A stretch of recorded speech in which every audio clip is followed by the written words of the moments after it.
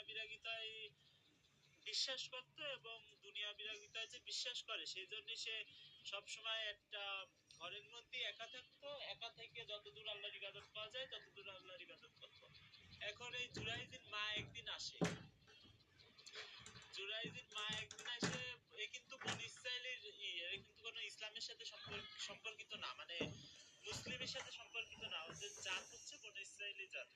এখন তারপরে ওরকম করতেছে, তারপরে ও ইবাদত করতেছে, আর মা এসে বলে যে মা এসে কি যেন বলিল, তা ওই জুরাইজ অ্যাভয়েড করে।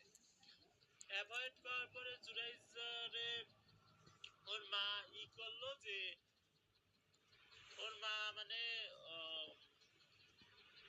মা মানে বলল যে তুমি তোমার সাথে একটা মহিলা এসে তোমার মহিলার বাচ্চা হবে তোমার দ্বারা।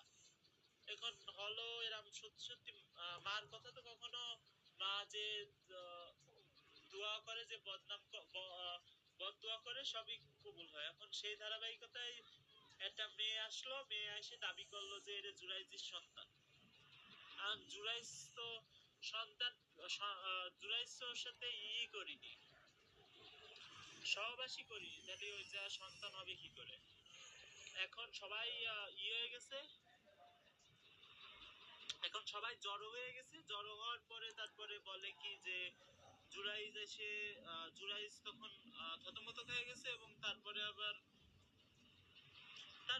লোকজন সবাই তো বলতেছে যে জুরাইজের সন্তান, জুরাইজ খারাপ কাজ করেছে। তারপরে সন্তান প্রথম বলল যে আমি জুরাইজের সন্তান না, তাই বলেছে।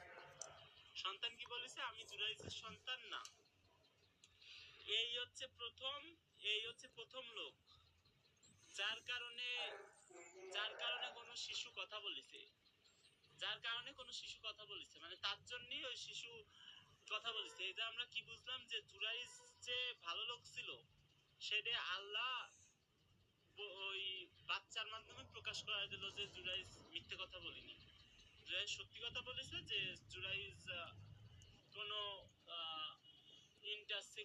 ইন্টারসেক্সুয়াল কার্যক্রমে, ইন্টারকোর্স কার্যক্রমে যুক্ত হয়নি, মানে কোনো সেক্সুয়াল অ্যাক্টিভিটিতে যুক্ত হয়নি। ওই মূলত এই সে ভালো লোক ছিল, এটা সে প্রমাণিত করলো।